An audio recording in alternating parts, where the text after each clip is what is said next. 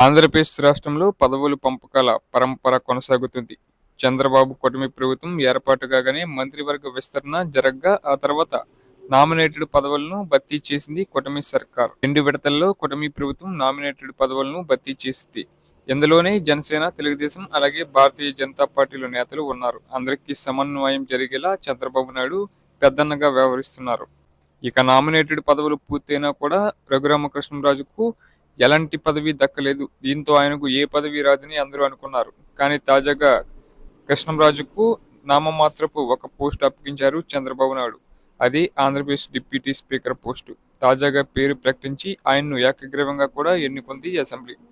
దీంతో తాజాగా బాధ్యతలు కూడా తీసుకున్నారు రఘురామకృష్ణంరాజు. అయితే ఆంధ్రప్రదేశ్ రాష్ట్ర ముఖ్యమంత్రి నారా చంద్రబాబు నాయుడు ఇచ్చిన డిప్యూటీ స్పీకర్ పదవి రఘురామరాజుకు ఎక్కడా కూడా నచ్చలేదట.